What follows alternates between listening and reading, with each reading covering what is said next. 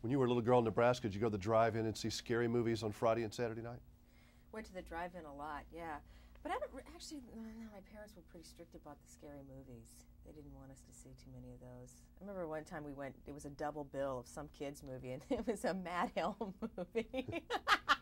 And they put us in the back seat. You know, get in the back. You know, because they thought it was a little too racy. You know, in the back of the station wagon. But I was a big fan of scary movies that I catch on, you know, Saturday night. Creature Feature it was called, and Creature Double Feature. And my son, I have a 4-year-old son, and I sort of passed it on to him.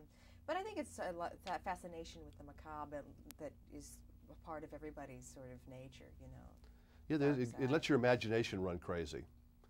That's right. Mm-hmm. Because you're always scared of the dark when you're a little kid. Yes. That's what you first become scared of, I think, unknown. Right, exactly.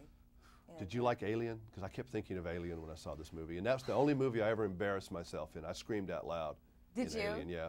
When the thing pops out the chest. Yeah, it's a pretty frightening movie. And this is like Alien's cousin.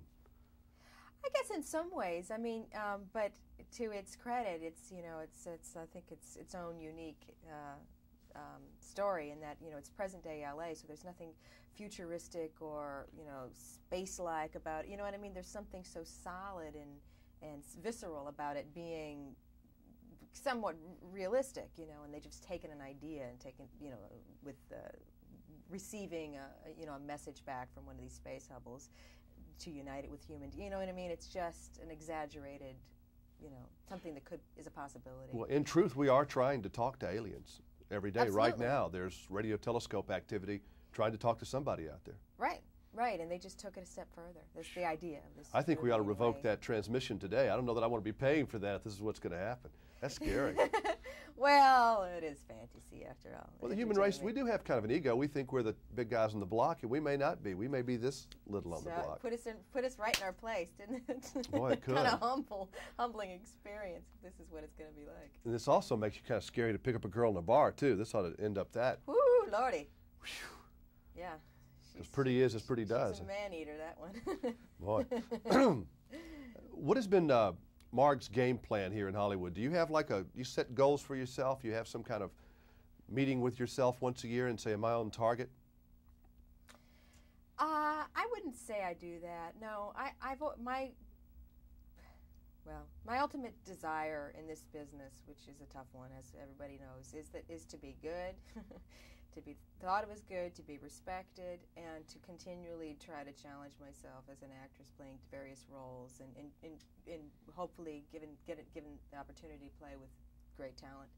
And that certainly is the case in this movie. You know, I'm in such great company, and was honored to be not just the actors, but everybody else, Roger and, you know, Andre, everybody. And so that's been my goal, just to kind of be thought of as good, and always try to be good. And I've never really had any great desires to be a certain thing, or, you know what I mean? You just want to make a living at what you like doing. I make it up as I go along to a certain degree, you know what I mean? And I've been lucky, you know, I've been very lucky, and so. Because you can only make so many plans out here, because it's not up to you. You're yeah, totally exactly. out of control. I mean, right, exactly. I think once you start, like, so this is the way it's going to be, and if it's not there by this time, you're setting yourself up to be let down, and so you got to be free. You got to just be open about it. And so how does this all balance with the personal life? Are you able to have a good one, or is it crazy? My husband's an actor, Alan Rosenberg, and we are fortunate enough to be working actors, and we have a little boy who's 4, and he's a great kid. I mean, I can't say enough about him. And we're a good team, you know, we're good friends, my husband and I, and we support each other. And the whole ego thing with actors, that people say, what's it like being married to an actor? It's never been an issue, and I don't know, and I'm not just saying that, we've always been supportive of one another.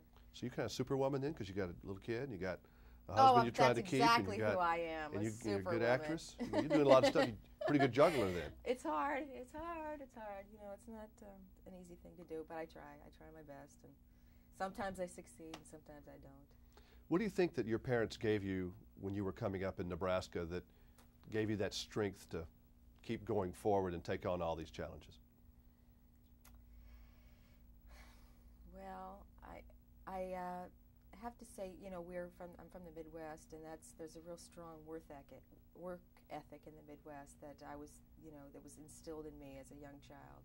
And my parents were good, honest, hardworking people. I partially think I was raised a Catholic. I'm not practicing Catholic, but I think, you know, the discipline that's involved in practicing that religion certainly helped me. And just good stock, good-hearted stock. A fairly good student, you know.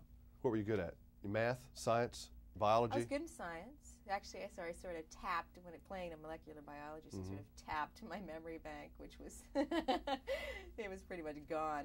Whatever I remember from high school biology and genetics and whatever. But English, I was good at English. But, so she was pretty. She was a good student. I mean, it sounds like all too perfect to me. I'm quite a package. Sounds all too perfect to me.